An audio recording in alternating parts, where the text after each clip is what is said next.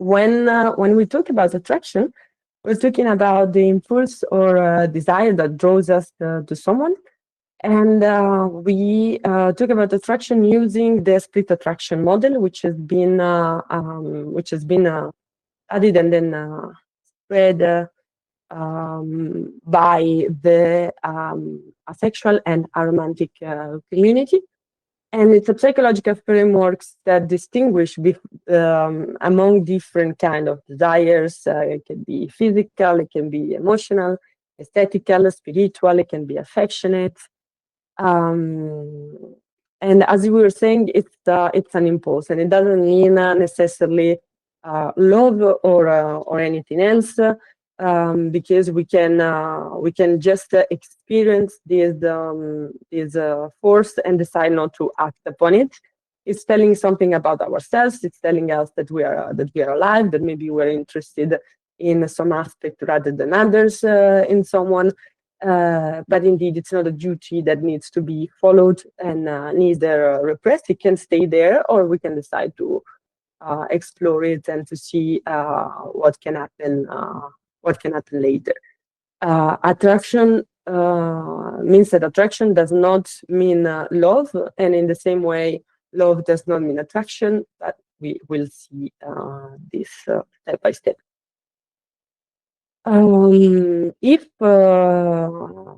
If we decide to go for attraction, we might also fall in love.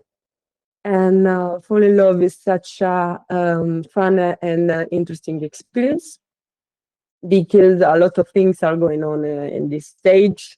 We can describe it as a period of strong attraction and desire for closeness and contact with another person. There are some characteristics that can be typical of the process of falling in love. We can experience intense euphoria, which is an almost constant feeling of happiness, regardless of what we're doing, but especially if we are in company of the person we're in love with. It's the idealization of the other person, seeing them as perfect and tending to ignore the flaws instead. Focused thoughts, it's that feeling of not being able of thinking about anything else. And desire of contact, meaning a strong urge to seek physical and emotional closeness with the other person. As we can observe already, like this, we can realize how being in love is an intense emotional state, and that's why I think it wouldn't even be sustainable for our system, and it's indeed an early stage that has expiration date, because normally it can last from a few months to a couple of years, depending on, of course, depending on experience. Being in love, on the other hand, love with the capital L is a more mature and stable phase. So what's happening in the brain when we fall in love? Why do we feel all these peaks? Why do we feel the euphoria, the intense focus, racing hearts, the obsessive thoughts? This is because there is a very specific chemistry that is going on. Now we have a video here that I'm going to show, because it explains really, in details, for a 4 minutes video, what's going on when we are in love. Just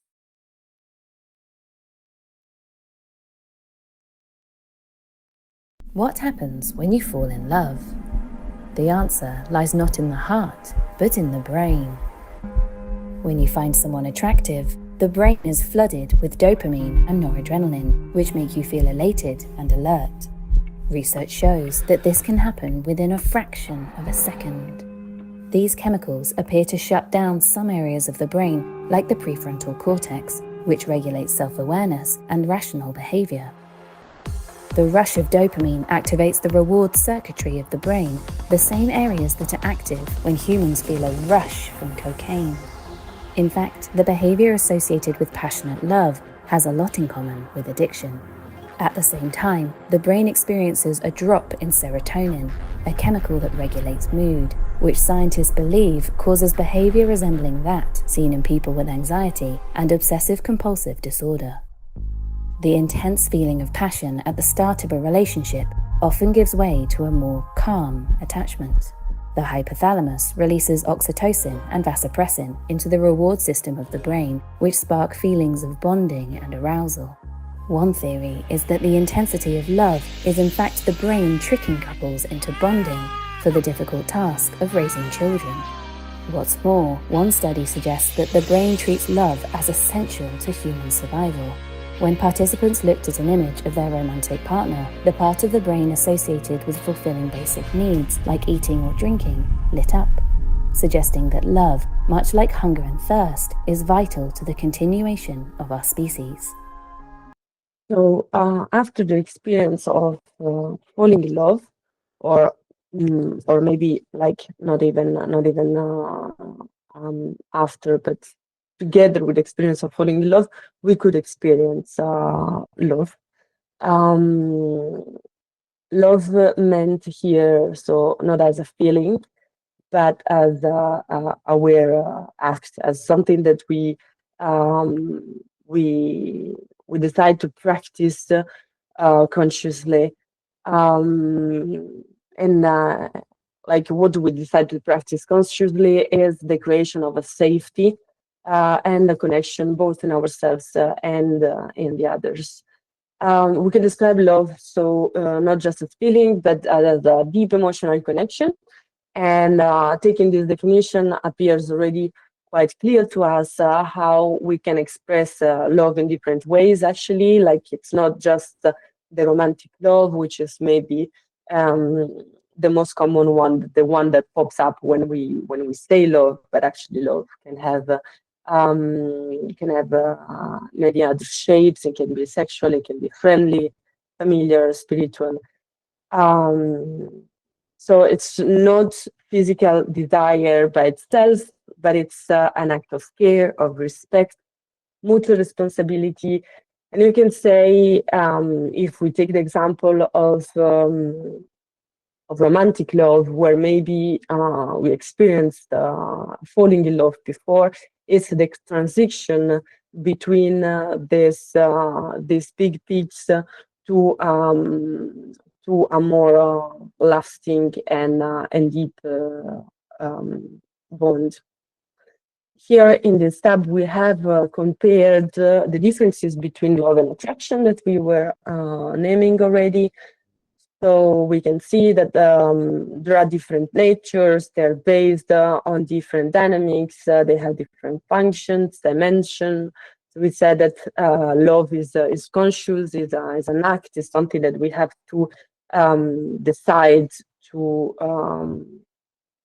practice. On the other side, attraction is more something that is happening to us. It's more spontaneous. We could say that it's something that happens more within. We saw how much of a bodily experience attraction can be, and on the other side, how love instead requires specific acts such as the following line is naming it connection, care, trust. Um, and the function of love is to build safety and emotional bonds. Attraction is more on it's more sparking interest or excitement. So we are talking about different, like it's clear. We're talking about different phenomena. The thing is, a lot has been said around love by sociologists, psychologists, anthropologists. I mean, we have a very rich literature, and to be honest, if I think about it, I would also say there is nothing more interesting to write about other than love.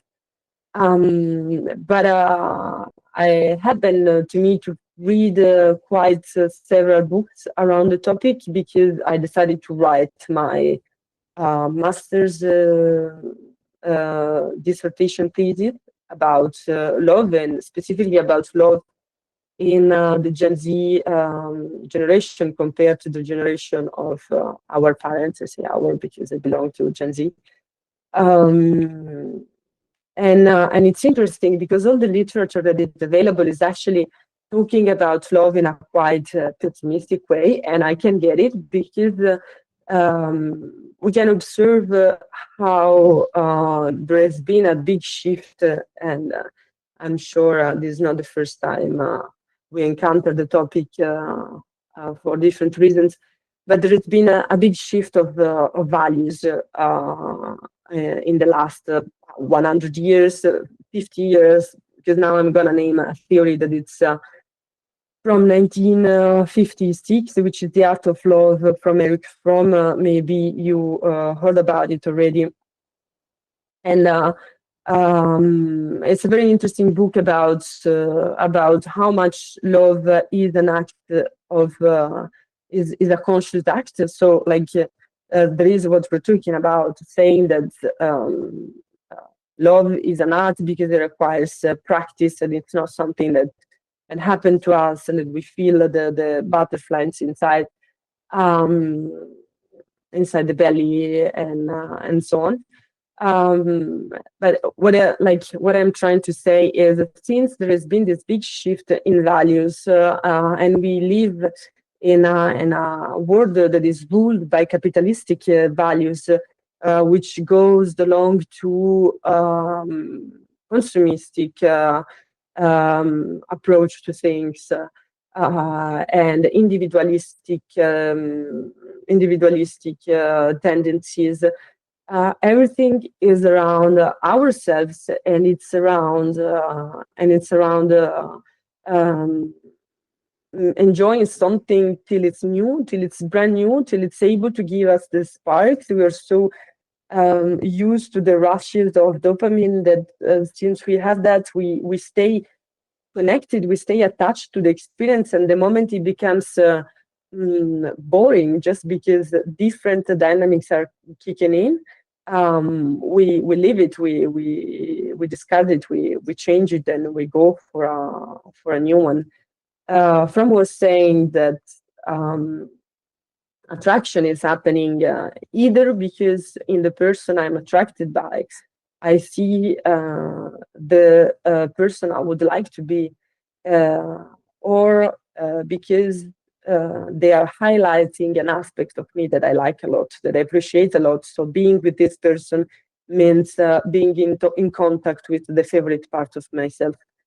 So we see how much attraction is a narcissistic, can be up to this theory, a narcissistic process, and yet it feels like we're becoming more and more narcissistic because we are sticking with this phase and somehow not being able to shift to love. And it was interesting. I was sharing today these doubts in the class we had in the morning, because I had the chance to read a lot of these books. So like together with Fromm, we have Byung-Chul Han, for instance, so many others. And maybe I can upload. We can upload it on the Padlet. But it's been a while already since I published my thesis. I did the dissertation, and since then I had the chance to read even more, and also to explore different approaches, different theories. And it's clear that modern laws can encounter some obstacles and some difficulties, but on the other side, we're also more and more ready to challenge it. We're also more and more ready to discuss it, and the fact that maybe we don't we are freeing love from the expectation of lasting forever. We're also more able to being lighter when we are inside of a relationship, and ask ourselves if this is what I want to have and what I want to do, and it's happening in the right way instead of staying in a relationship just because the social expectations are telling me to do so and the way to do so. But let's go on. So why are we talking about love and relationship? We are here because we practice youth work. We're working with adolescents, and adolescents are facing adolescents between. So this is the focus of our age, between 12 and 18 years old. And in between 12 and 15, adolescents are starting exploring self-image, and together with that also um, first crushes and distinguishing different emotional bonds, and like practicing critical thinking around the media messages. And in between 15 and 18, adolescents are searching for autonomy and deeper emotional bonds, developing partnership, communication and conflict resolution skills, and reflect on personal values and ethical responsibility toward partners.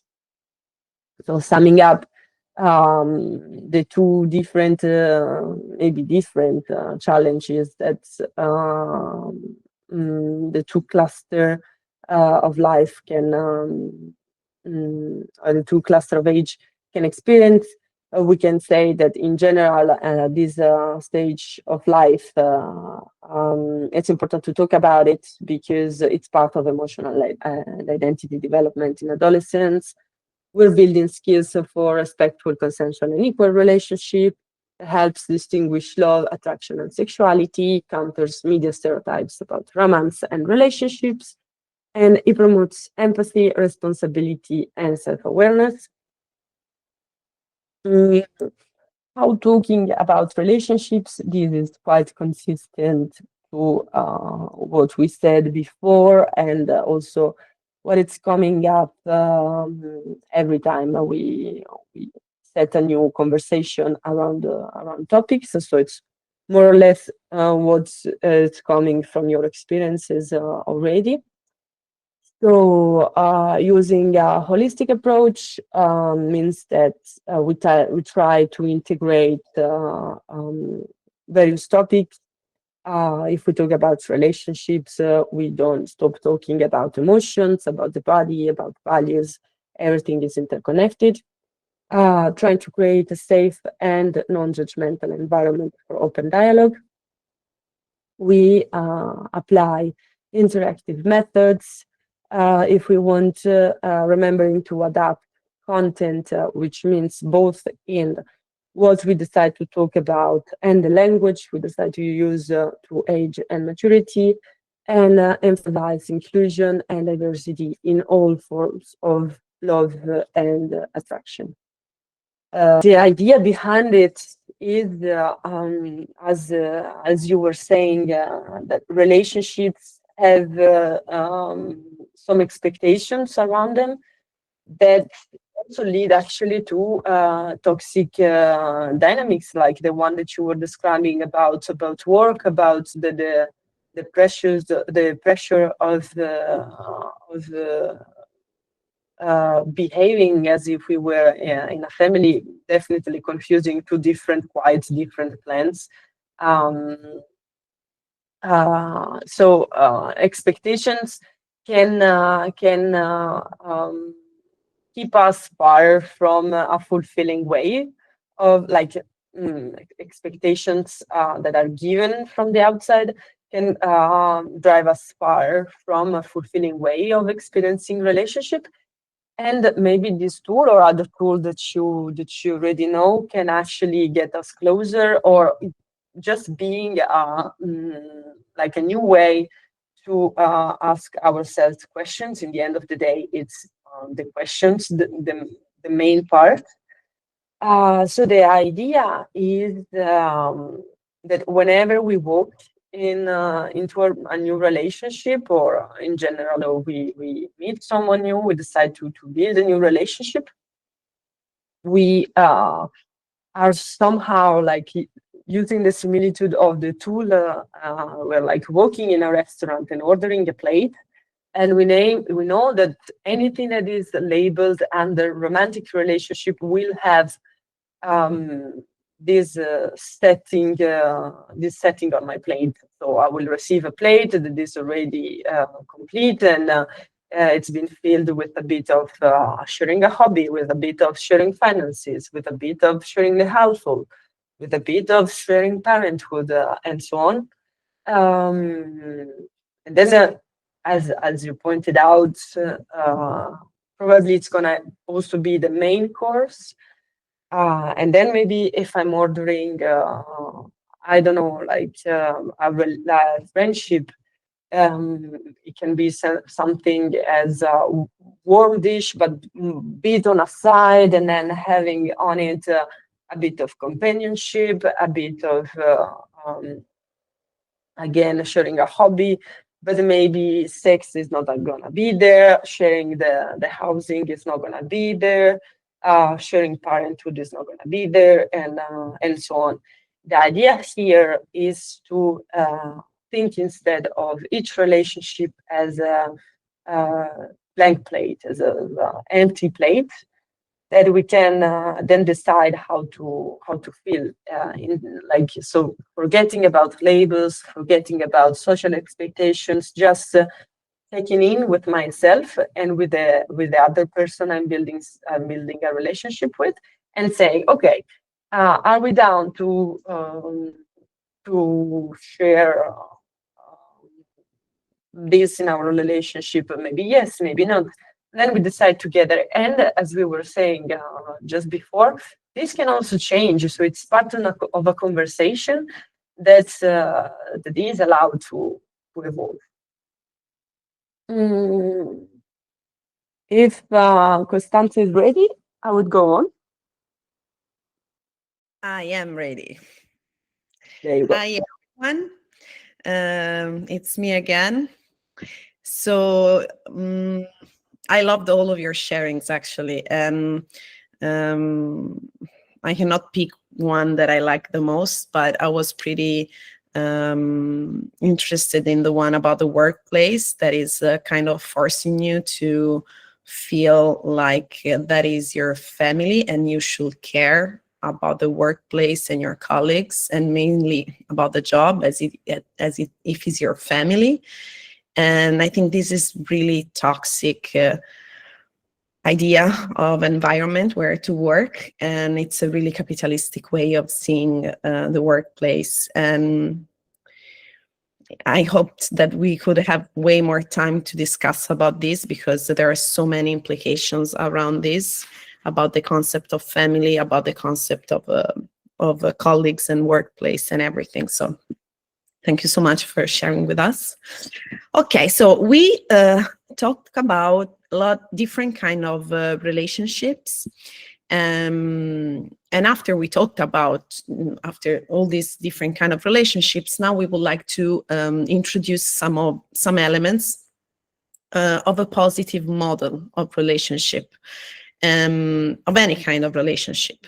And these elements are safety, care, and communication.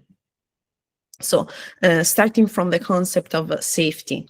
If you think about it, feeling safe is the basic feeling that makes everything better, makes everything great, even during sex. And even the sex response to activates, it needs safety.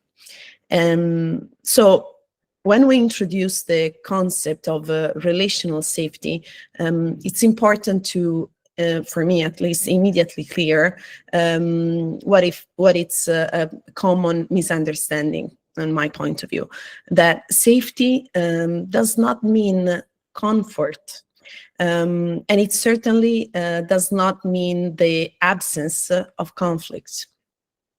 And safety refers to a perceived ability of a relationship to withstand emotional intensity, disagreement, vulnerability, without collapsing, without the fear of collapsing.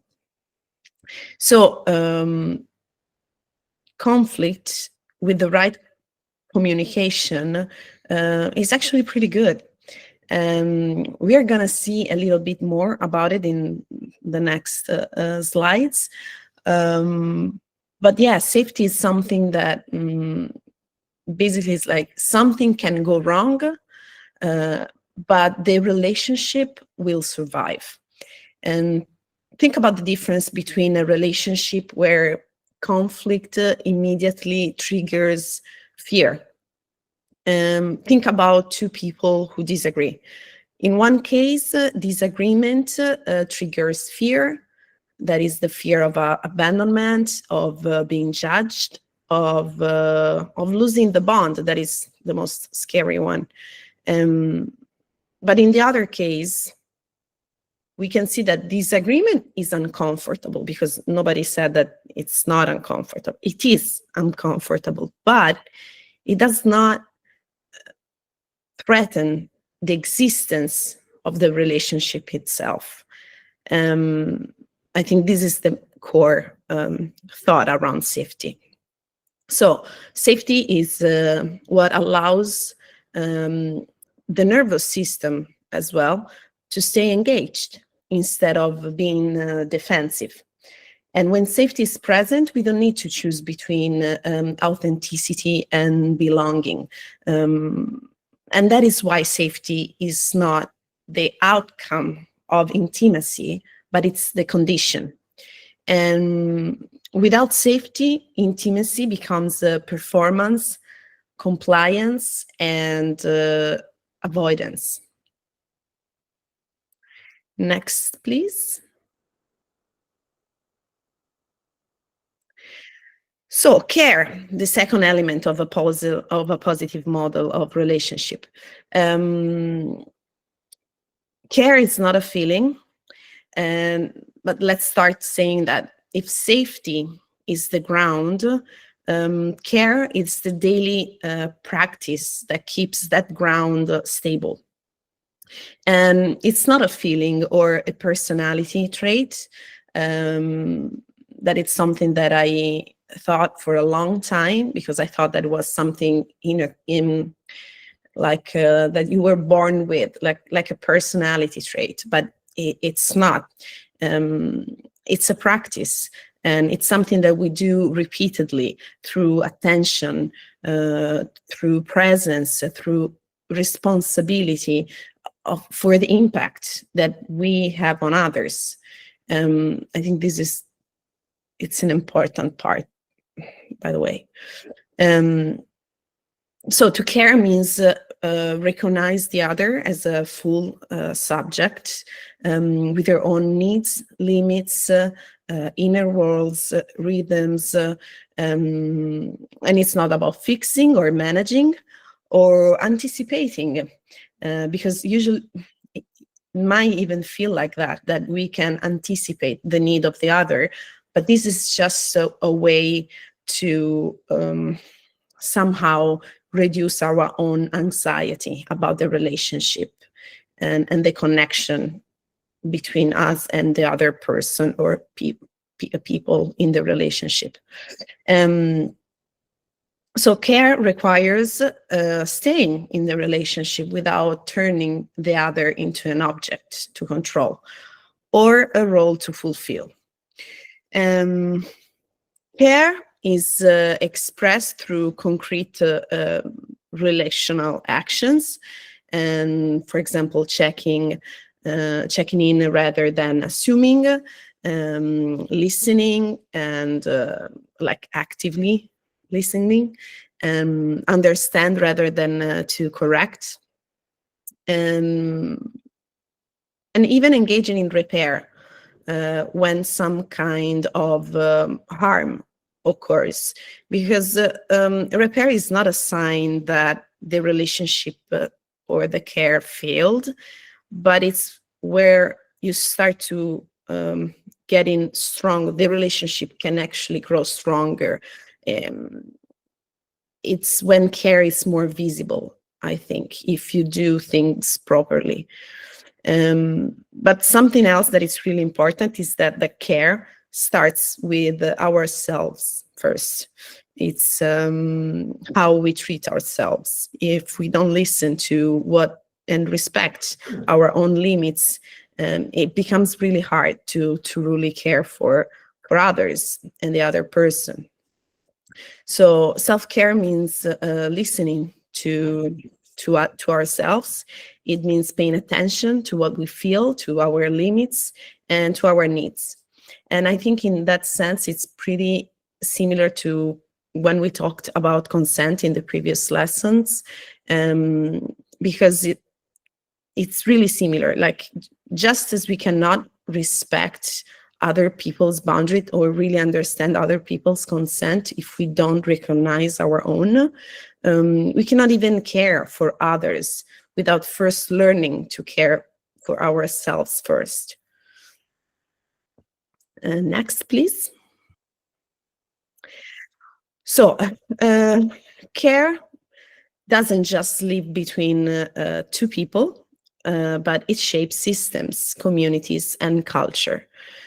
Up to now, we've talked about care as something interpersonal, but care is also a cultural structure, and in every society distributes care unevenly.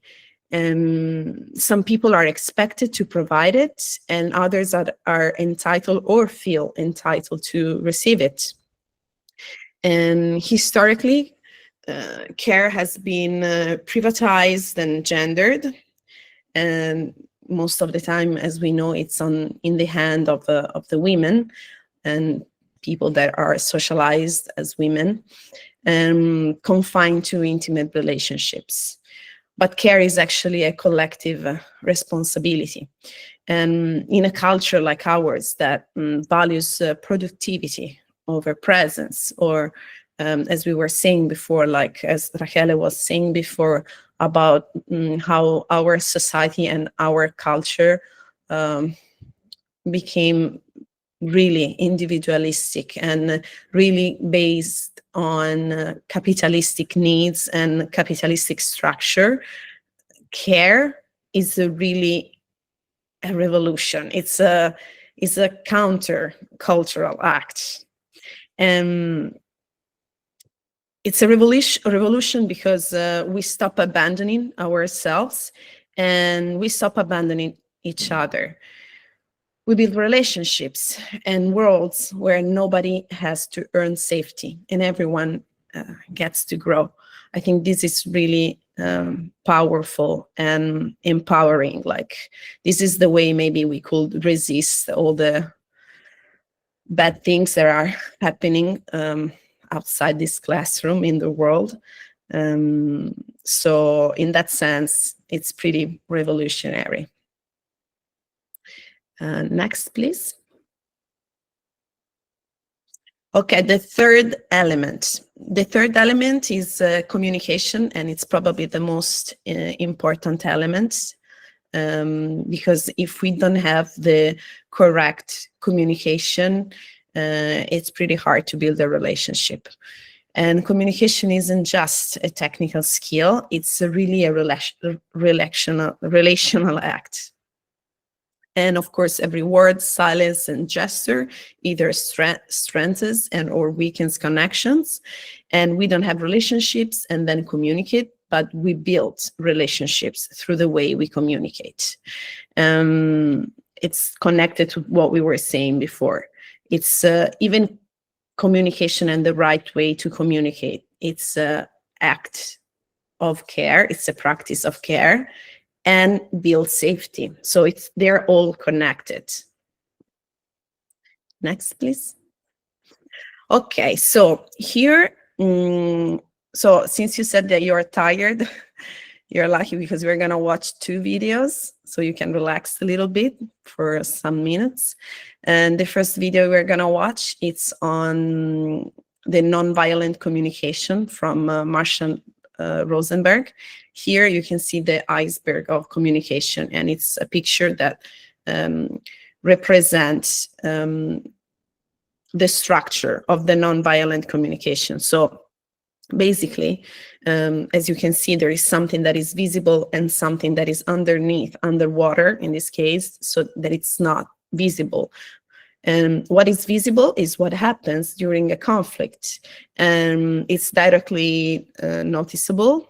Words chosen, gestures, and behaviors. But it's not really telling us what is happening underneath, so what we don't see, okay? And what is happening underwater.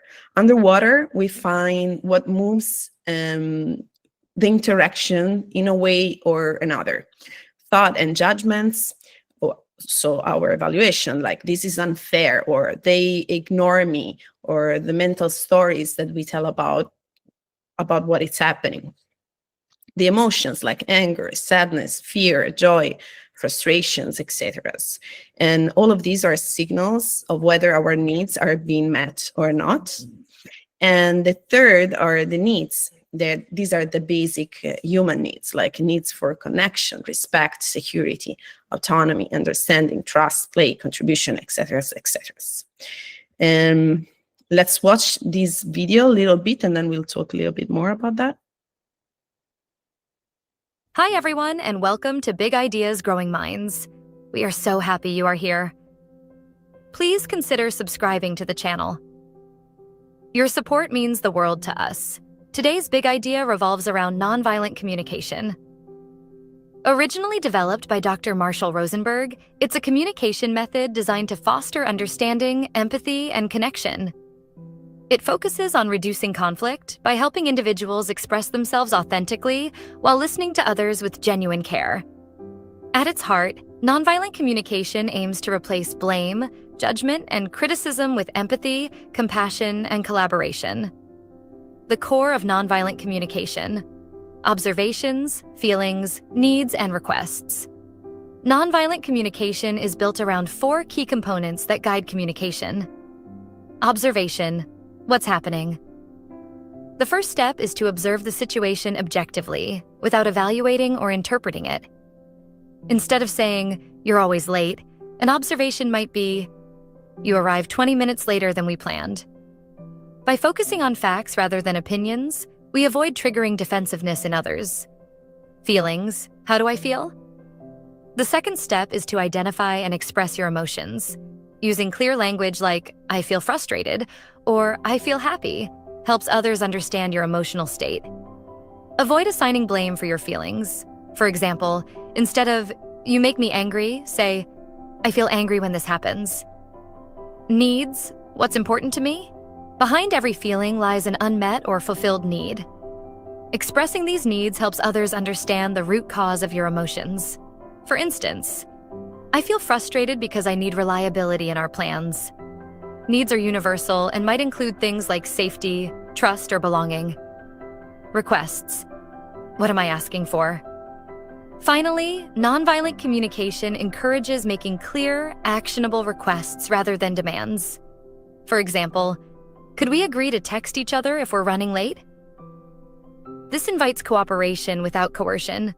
Why use nonviolent communication? Nonviolent communication isn't just about resolving conflicts. It's about creating a culture of understanding and respect in all kinds of relationships, whether personal or professional. When we communicate nonviolently, we can foster stronger connections, minimize misunderstandings and hostility, encourage collaboration and problem-solving. Nonviolent communication in practice. Imagine a workplace scenario. Observation. Our meeting started 15 minutes later than scheduled. Feeling, "I feel frustrated." Need, "Because I value efficient use of time." Request. Could we all commit to starting meetings on time moving forward? This approach avoids blame. "You're wasting my time," and invites solutions. The power of empathy. Empathy is central to nonviolent communication. When listening, the goal isn't to fix, advise, or judge. It's to truly understand. By acknowledging another person's feelings and needs, we create a safe space for dialogue. For example, if someone says, "I'm so stressed about this project," an empathic response might be, It sounds like you're feeling overwhelmed because you want to ensure the project's success. Is that right? Challenges in adopting nonviolent communication. Adopting nonviolent communication requires practice, especially when emotions run high. It's easy to revert to blame or criticism, but with mindfulness, we can reframe our words to align with nonviolent communication principles, a path to compassionate living. Nonviolent communication is more than a technique. It's a mindset that transforms how we relate to ourselves and others. By focusing on honesty, empathy, and collaboration, nonviolent communication helps us navigate conflicts with grace and strengthens our relationships in the process. Ultimately, nonviolent communication teaches us that true connection begins when we listen with the intent to understand and speak with the intent to connect. Let's end with this quote from Dr. Rosenberg. When we focus on clarifying what is being observed, felt, and needed rather than on diagnosing and judging, we discover the depth of our own compassion. And there you have it, nonviolent communication in a nutshell. We hope you enjoyed the video.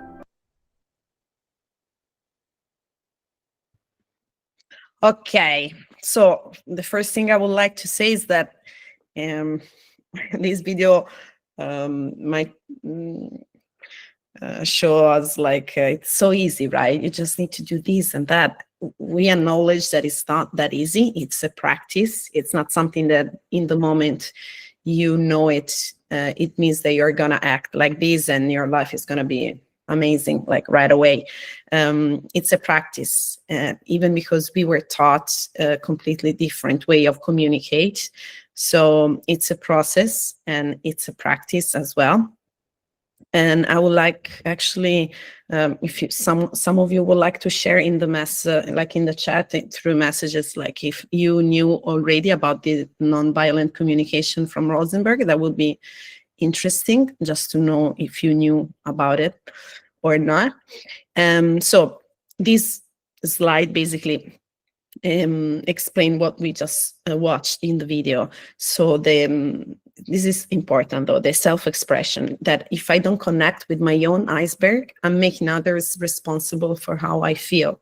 So connecting with everything that is going on inside of me and trying to, with these 4 key components, right? Through observation, without judgment, trying to be the more objectively as possible, trying to recognize our feelings and understand our needs, we are able to actually request what we would like to happen next time, to be able to have this not only non-violent, but even to get the relationship really grow in a constructive way. And here there is an example. When I see here observation, nice, thank you. And just remind you that in the 7th lesson, that I don't remember the date, but I just wanted to let you know that we are going to have 2 hours just to talk about everything that we have been that has been shared during these lessons, the previous 6 lessons, and that you would like to go deeper in those topics. We can talk about it for like 2 hours straight. So it's something that I can't wait actually, because and this classroom, I love this class, because you guys in the afternoon meetings are really chatty, and I would love to talk. I'm a talker. As you can see, I'm always talking and talking, so I would love to talk more with you. And so when I see here observation, and there is the observation, okay, I feeling, because I need. Would you be willing to request? So this is how it's built. Okay, this is how it should be built. Okay, next. Okay, so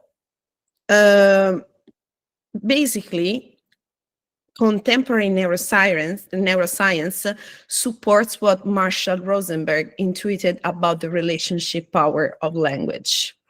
Human connections shape neural connections, and that the mind is fundamentally the process emerging from the brain, body, and relationships. So This is called the polyvagal theory. And according to the polyvagal theory and the relational neuroscience, our nervous system is constantly checking whether we are safe or not in the relationship. And by the way, this is something that happens with the sexual desire as well. It's an very interesting topic, but we don't have time to explore that. But it happens in the sexual desire as well. We are constantly like checking around us everything that can be like a spark for our arousal and desire. So it's interesting. So when we feel truly heard or understood and emotionally met by another person, our body receives a signal of safety. And this activates the part of the nervous system that support social connection, openness, and trust. And as a result, the nervous system moves out of defense modes like fight, flight, or shut down, and shifts toward connection. Someone from this morning lesson, this morning class, added that there is even the fawn response. That is what actually it's like freezing, but with the smile on your face, that most of the time happens to women or people who are socialized as women, that this is what we have been taught, to be nice and smile, even when we are feeling uncomfortable, or even if we're going through some kind of abuse or violence. So I would like to add that as well. So we become calmer and more present and more able to listen and to relate to others. So feelings that are heard, it doesn't just feel good emotionally, but it changes like physiologically, like it changes how our body responds and makes a real connection possible. Now, for your happiness, there is another video. I don't remember how much is it long, but let's see, 2.5. Okay, it's a short one.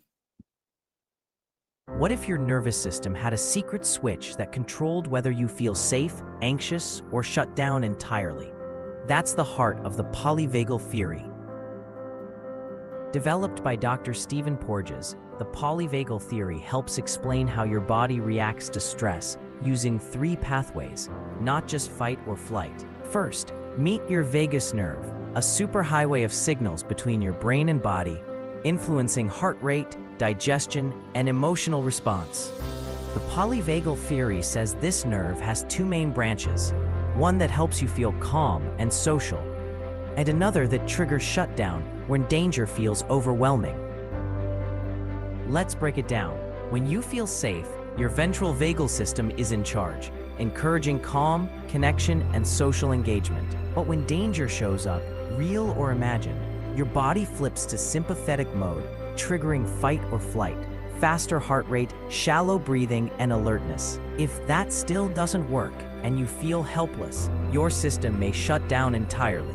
Enter dorsal vagal mode, like a turtle retreating into its shell. These 3 states, social, fight or flight, and freeze, are your nervous system's survival responses, constantly scanning for danger, even when you're not aware. Here's the twist. These states aren't conscious decisions. They happen automatically based on cues from your environment, a process called neuroception. That's why someone might overreact to small triggers. They're not weak. Their nervous system just detects a threat, even if their mind doesn't. So how can we use this knowledge? The key is regulation, using breath, movement, and connection to shift back into a state of safety. Think of your nervous system like a ladder. The goal isn't to avoid stress, it's to climb back up to safety when you fall. The polyvagal theory gives us a map, not to avoid emotion, but to understand it, navigate it, and create better relationships with ourselves and others. So next time your heart races or you shut down, remember, it's not weakness, it's biology. and understanding it is the first step toward healing. If you found this helpful, subscribe for more psychology explained simply, because your brain deserves better stories. Okay, so this was pretty cool, and it explained it pretty well. So moving forward a little bit faster, otherwise we don't have that much time to for the next activity and your sharings. So why we are talking about all of this in this class, because you're working with adolescents whose brains are still developing, and the most important part is that they're still developing the prefrontal regulation part, okay?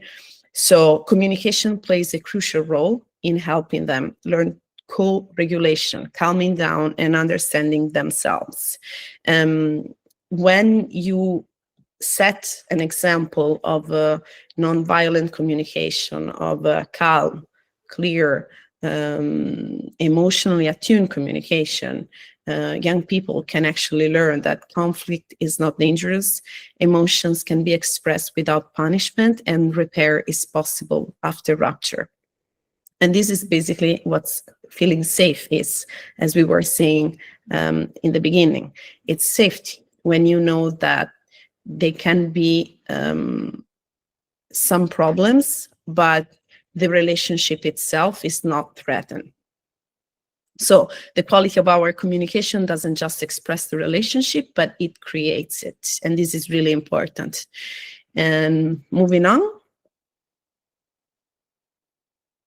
Here there are some communication traps. I'm not going to go through all of them, but we can see a couple of them. Like, for example, because even in healthy relationships, these are traps that we can fall in every day, are just habits, okay? So, for example, the mind reading. So the mind reading means that assuming we know what the other person feels or wants. The alternative might be to ask and don't guess. Or, for example, let's see, fixing instead of listening. I like this much because I am one of those people I'm always trying to fix when someone is in a bad mood or is telling me something bad about themselves.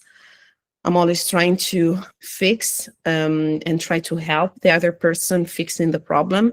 Not all the time, but it's something that growing up happened to me a lot. So I think it's based on the fact that you don't want to see the other person suffer.